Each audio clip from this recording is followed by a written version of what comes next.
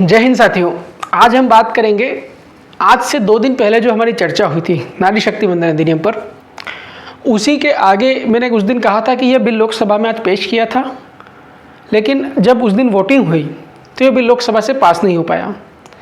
क्या कारण रहा कि यह लोकसभा से पास नहीं हो पाया? हम इसके अलावा एक और मुद्दा है कि जब सरकार इस बिल के समक्ष में जानती थी कि यह बिल लोकसभा से पास होना थोड़ा कठिन है, तो फिर सरकार के द्वारा इसे क्यों प्रस्तुत किया गया? हम ऐसे सवालों का जवाब इस वीडियो में अगले 8 से 10 मिनट में जानने का प्रयास करेंगे। दोस्तों, एक पेपर की कटिंग, उसमें लिखा था कि नारी आरक्षण 2029 से तो नहीं मिलेगा। क्यों नहीं मिलेगा? क्योंकि लोकसभा से यह बिल अब फेल हो चुका है, वहाँ पे पास नहीं हो पाया है।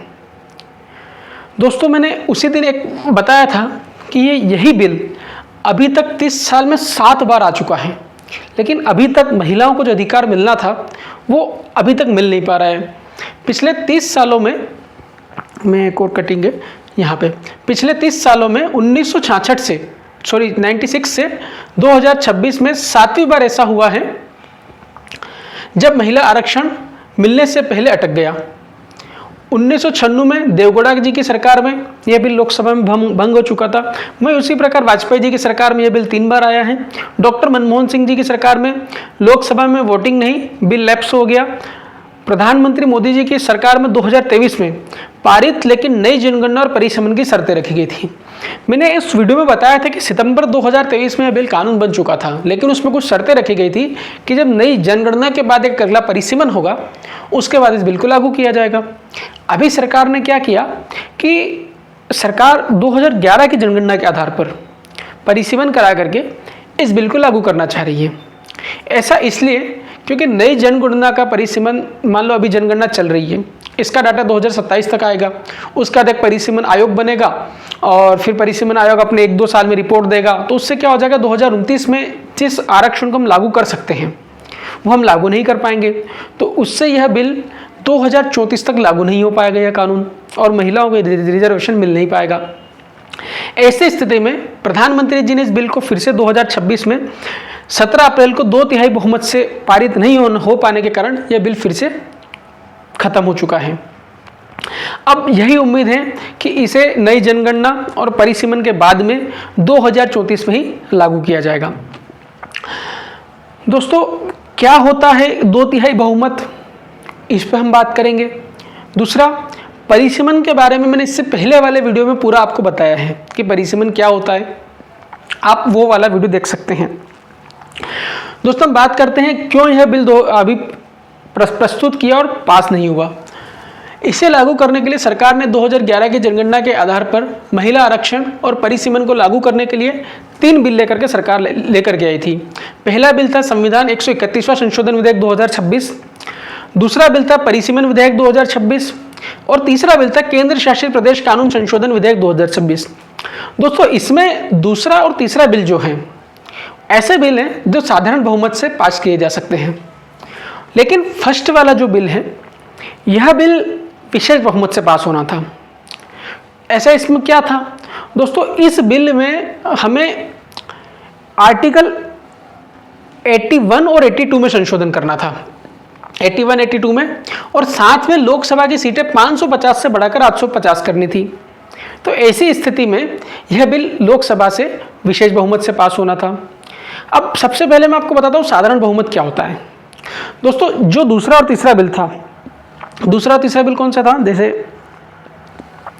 एक तो परिसीमन विधेयक 2026, दूसरा केंद्र शासित प्रदेश कानून संशोधन विधेयक 2026। दोस्तों, ये दोनों बिल साधारण बहुमत से पास हो सकते थे, लेकिन ये क्यों फेल हो गए, इसकी भी हम चर्चा करते हैं। दोस्तों, साधारण बहुमत वो होता है कि अगर मान लो सदन में जितने भी सदस्य हैं उसके आधे से एक अधिक अगर बिल के पक्ष में वोट कर देता है तो बिल पास हो जाएगा। जैसे मैं अगर आपको बताना चाहूँ कि अगर सदन में 100 सदस्य उपस्थित हैं और उपस्थित सदस्यों ने, अगर उसके आधे होंगे 50 में अगर एक में जोड़ दूंगा तो टोटल 51 सदस्य हो जाएंगे। अगर 51 सदस्य भी पक्ष में मतदान कर देते हैं तो वह बिल साधारण बहुमत से पास हो जाएगा। लेकिन हमारे जो संविधान के अनुच्छेद 368 है, उसके अनुसार एक विशेष बहुमत की प्रक्रिया दी गई है। अब विशेष बहुमत की प्रक्रिया में क्या था दोस्तों, विशेष बहुमत की प्रक्रिया में 2 शर्तें लगती हैं। दो शर्तें कौन कौन सी है? पहली शर्त तो ये है कि सदन में आधे से ज़्यादा सदस्य उपस्थित हो।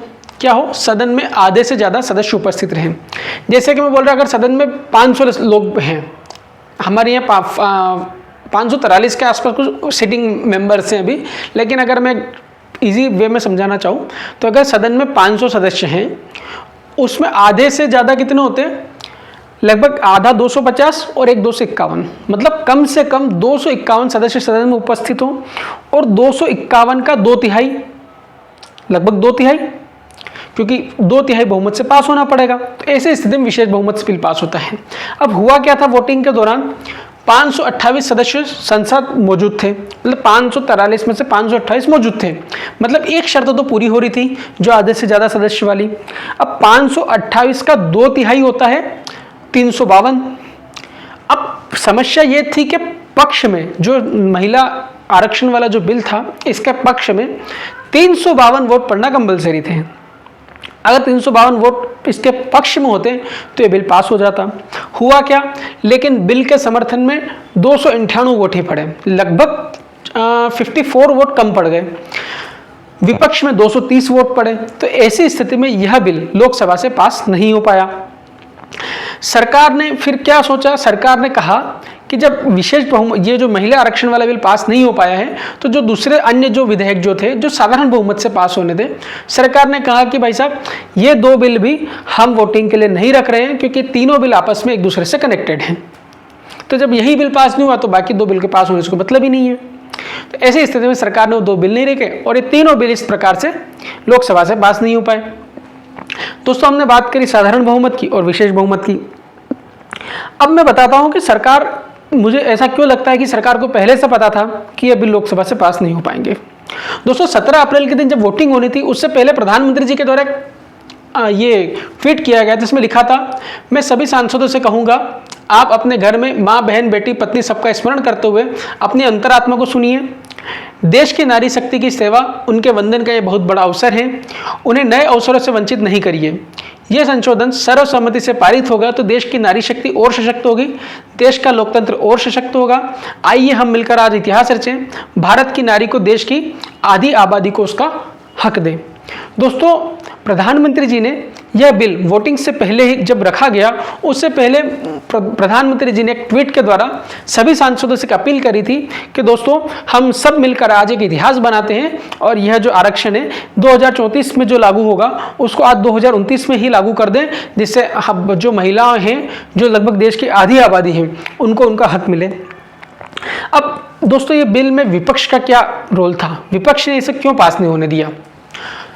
सबसे पहली बात तो यह थी कि 2011 की जनगणना के आधार पर परिसीमन होने से दक्षिण राज्य जैसे तमिलनाडु हो गया, केरल हो गया, आंध्र प्रदेश हो गया, इनकी सीटें कम हो सकती थी। विपक्ष का ऐसा मानना था कि भाई ऐसे राज्यों की सीटें कम हो जाएगी। दूसरी, नई जनगणना पिछड़े तबके को नजरअंदाज करके सरकार इसे लागू करना चाहती है। विपक्ष ने मुख्य रूप से दो तर्क दिए कि भाई सब जो सरकार है वो एक तो जो अभी जनगणना हो रही है उसको साइड कर रही है, क्योंकि अभी जनगणना और इसका आंकड़े आ जाएंगे तो उस हिसाब से परिसीमन करा के आप इसे लागू कर दीजिए। लेकिन हुआ क्या? सरकार ने इन चीज़ों को साइड कर दिया। दूसरी चीज़ क्या हुई कि सरकार पिछड़े तबके के लोगों को भी नजरअंदाज कर रही है, ऐसा मानना था। तो फिर यह बिल इस कंडीशन में लोकसभा से पास नहीं हो पाया। मैं एक और चीज़ बताना चाहूँगा, प्रधानमंत्री मोदी जी ने कहा था साउथ हो, नॉर्थ हो, ईस्ट हो, किसी के साथ भी अन्याय नहीं होगा। जब हमारी नीयत साफ है तो हम शब्दों का खेल करने की जरूरत नहीं, यह गारंटी है, यह मेरा वादा है। दोस्तों, मोदी जी ने यह कहा था क्योंकि अभी विपक्ष बार बार ये बोल रहा था कि यार दक्षिणी राज्यों के साथ भेदभाव हो जाएगा, वहाँ की सीटें कम हो जाएगी। तो प्रधानमंत्री जी ने कहा था कि हम किसी भी राज्य के साथ, वो किसी भी देश का, किसी भी क्षेत्र का राज्य हो, हम किसी के साथ कोई भेदभाव नहीं होने देंगे, यह हमारा वादा है। वहीं सपा सांसद अखिलेश यादव जी हैं, उन्होंने भी एक टिप्पणी करी थी कि हमने महिलाओं के साथ हमेशा आगे बढ़ने का काम किया है, लेकिन भारतीय जनता पार्टी नारी को नारा बनाने की कोशिश कर रही है। भाजपा ये बताए कि 21 राज्यों में सरकारें हैं, कितने मुख्यमंत्री महिलाएं हैं, जो दिल्ली की हैं वो भी हाफ CM है। दोस्तों, सपा सांसद अखिलेश यादव जी का कहना है कि जब 21 राज्यों में, भारत के 21 राज्यों में अगर भाजपा की सरकार है और वो इतनी महिला की चहेती बन रही है कि भाई साहब हम रिजर्वेशन लागू करवा रहे हैं, ऐसा करवा रहे हैं, तो भाई 21 राज्यों में सरकार होने के बाद भी वो हमें ये बताएं कि ऐसे कितने राज्य जहाँ महिला मुख्यमंत्री आपने बिठाई है। और जो एकमात्र महिला मुख्यमंत्री दिल्ली में बैठी हुई है, उन्होंने कहा कि वो भी हाफ सीएम है, वो भी केवल और केवल एक तरह से जो हाई कमान है उसके इशारों पर चल रही है। तो इस प्रकार से उन्होंने अपना एक तंज कसा। उसके अलावा दोस्तों मैं एक चीज़ और आपको बताना चाहता हूँ।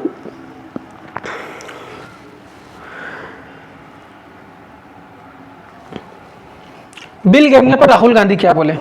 संशोधन बिल गिरा, उन्होंने संविधान तोड़ने के लिए महिलाओं के नाम पर असंवैधानिक चाल चली, भारत ने इसे देख लिया, इंडिया गठबंधन ने इसे रोक दिया, संविधान की जय हो। ये हमारे जो विपक्ष के नेता हैं श्री राहुल गांधी जी का बयान था। दोस्तों इसी प्रकार से अब मुझे ऐसा लगता है कि यह बिल संभवतः 2034 से पहले लागू नहीं हो पाएगा। यदि सरकार सच में इसे अच्छे से लागू करना चाहती है तो विपक्ष के जो मुद्दे हैं उनको सरकार इस बिल में शामिल कर ले और एक सर्वसम्मति से इस बिल को लोकसभा में प्रस्तुत करें। और सर्वसम्मति से अगर ये बिल पास होगा तो जो आज़ादी के बाद आज 75 साल हो चुके हैं, जो अधिकार महिलाओं को नहीं मिल पाए हैं, संभवतः वह भी उन्हें मिलेंगे।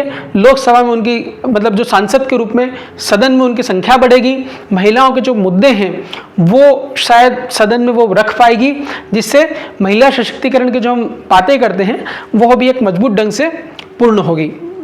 दोस्तों अगर ये वीडियो आपको अच्छा लगा है तो वीडियो को लाइक करें, शेयर करें और सब्सक्राइब करें। और इससे पहले वाला जो वीडियो है जिसके ऊपर मैंने महिला जो नारी शक्ति वंदन अधिनियम में उसके ऊपर इतिहास से लेकर एक पूरी चर्चा करी है, उसको भी आप अवश्य देखें। दोनों वीडियो को लिंक करके देखें, बहुत अच्छी नॉलेज वाली वीडियो है। धन्यवाद।